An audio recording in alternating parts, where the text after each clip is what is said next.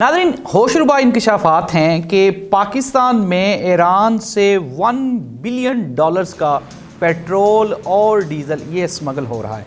रोज़ाना अप्रोक्सीमेटली कुछ 50 से 60 लाख लीटर तेल ऐसा है जो कि पाकिस्तान में आता है। और बात अभी यहाँ पे ख़त्म नहीं हुई। अच्छा, ये जो पेट्रोल है, ये जो ईंधन है, ये पाकिस्तानी खपत का अप्रोक्सीमेटली कोई 14% के करीब ये बनता है। अगर इसके साथ ही साथ हम बात करें, 200 से ज़ायद हुकूमती एहलकार, सियासतदान और ओहदेदारान इस स्मगलिंग में मुलव्विस हैं और 24 लाख के करीब बलूचिस्तान के ऐसे लोग हैं जो इस स्मगलिंग में मुलव्वस पाए जाते हैं। इसके साथ ही साथ एक बात आपके साथ और भी शेयर करेंगे कि अप्रोक्सीमेटली कुछ 65 मेट्रिक टन ओपियम, जिससे आगे फर्दर मनशियात बनती हैं, ये पाकिस्तान में काश्त की जाती हैं। ये कहाँ काश्त की जाती हैं, इनका बैकग्राउंड क्या है और पाकिस्तानी इकॉनमी पे इन तमाम चीज़ों के क्या असरात मुरतब हो रहे हैं, ये हम बताएंगे आपको आज के प्रोग्राम में। मैं हूँ जाहिद अब्बास नकवी और आप देख रहे हैं तहकीकी मरकज़।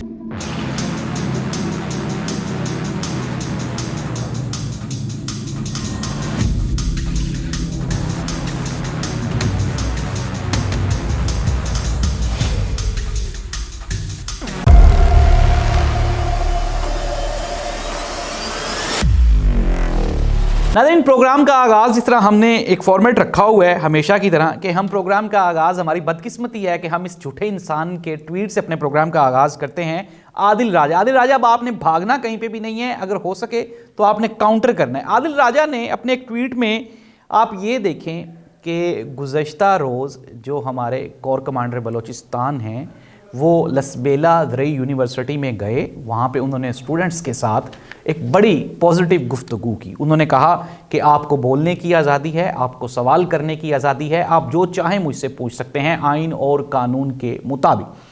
ये आई थिंक सो दैट कि एक इतना अच्छा और इतना पॉजिटिव मैसेज था वहाँ के बच्चों के लिए, स्टूडेंट्स के लिए, और उन्होंने इसको बहुत अप्रिशिएट किया।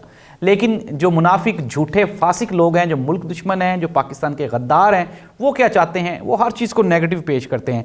अब इनका मैं आपको बताता हूँ, मैंने आपको पिछले प्रोग्राम में भी बताया कि ये क्या करते हैं, ये सोशल मीडिया पे फील्ड लगाते हैं।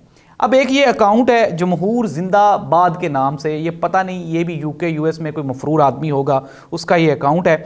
यहाँ पे इसने पहले ये ट्वीट किया कि पाकिस्तानी फ़ौज ख्यालात, सोच और नज़रिया पर पाबंदी लगाने की कोशिश करती है और जनरल साहब आप भी मौलवियों की तरह जो हदीस या आयात इन्हें अपने फ़िरके के हिसाब से सूट करती हैं वो निकाल लाते हैं। अच्छा, अब ये ट्वीट किया जमहूर जिंदाबाद में।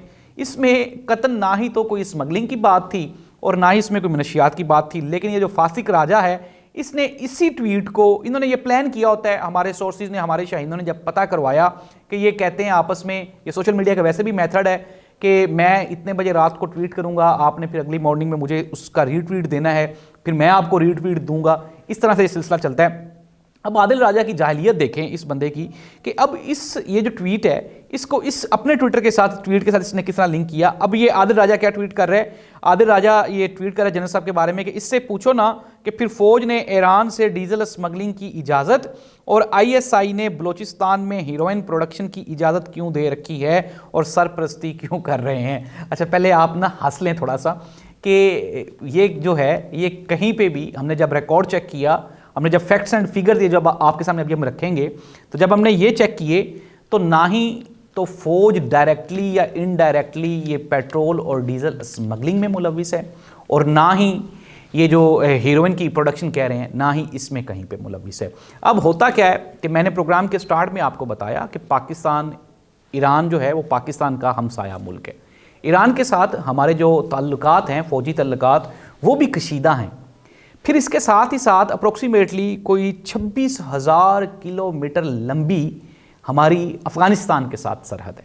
हमारे फ़ौजी जवान वहाँ पे खड़े होकर दिन रात अपनी जानों का नजराना पेश करके तो कोशिश करते हैं कि इन सारी चीज़ों को वहाँ पे ना सिर्फ अपनी सरहद की हिफाजत की जाए, बल्कि ये जो स्मगलिंग है उसको भी रोका जा सके। मैंने आपके सामने फैक्ट्स रखे। अच्छा, अब होता क्या है, ये जो पेट्रोल है ये वहाँ से स्मगल होता है गाड़ियों पे, कश्तियों पे, और इसके अलावा जो खच्चर जड़े होते हैं उस पे ये स्मगल होके आ रहा होता है।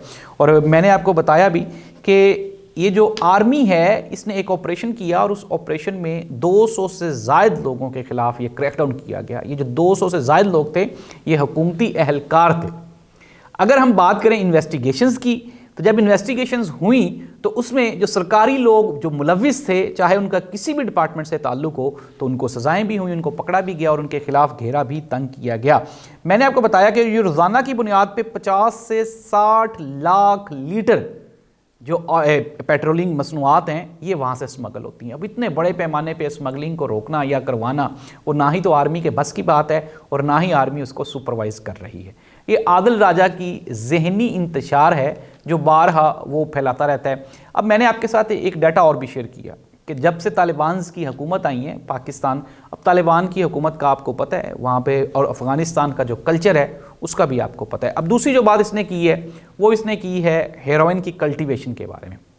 और ये जो हेरोइन की कल्टीवेशन है, फर्स्ट ऑफ ऑल ये कि ये NWFP वो इलाके जो कि अफ़गानिस्तान के साथ लिंक्ड हैं वहाँ पे ये इसकी कल्टीवेशन होती है। और जो पाकिस्तान के एंटी नारकोटिक्स फोर्सेस हैं और उन्होंने इनके ख़िलाफ़ मौसर कार्रवाई करते हुए हज़ारों मैट्रिक टन जो ओपियम है उसको उन्होंने तल्फ भी किया है। और ये डाटा सारे का सारा मौजूद है, आप जाके इसको सर्च कर सकते हैं।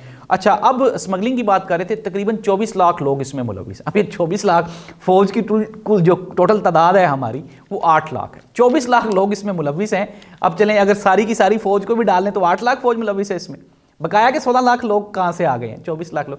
तो फासिक राजा साहब आप खुदारा रहम करें इस मुल्क के लोगों के ऊपर। मुझे तो तरस उन लोगों पे, मासूम लोगों पे आ रहा है जो इसकी बातों में आ जाते हैं, जो इसकी बातों पे यकीन करते हैं।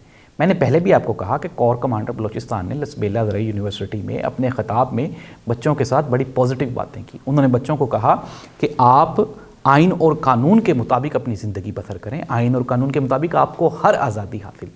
अगर ये जो आदिल राजा, फासिक राजा, ये यूके में बैठा हुआ है, अगर इसमें हिम्मत है तो यूके के लॉ के अगेंस्ट ये 1% भी कुछ करके दिखाए। आइन तो बनाया जाता है पाकिस्तान में, कानून तो पाकिस्तान में बनाए जाते हैं। अब लाल इशारे पे रुकना ये कानून है। अब अगर कोई बंदा वो कानून को वायलेट करता है तो क्या उसमें वार्डन की गलती है या उसमें हुकूमत की गलती है या फिर उसमें इदारों की गलती है? नहीं, कतई नहीं, उसमें उस बंदे की गलती है जिसने वो वायलेट किया। 24 लाख लोग मुलविस हैं इस स्मगलिंग में। और फिर मैं आपको बता देता हूँ कि ये जो हमने कहा कि ये जो 65 मैट्रिक टन ओपियम जो काश्त हुई है, ये अप्रोक्सीमेटली 20% इसकी कल्टीवेशन में कमी आई है, 20%। और पाकिस्तान में इसके खिलाफ मौसर कार्रवाई की जा रही है और हर सालाना बुनियाद पे इसकी कल्टीवेशन में कमी आती जा रही है। लेकिन अफ़गानिस्तान में भी अब भी कल्टीवेट होती है।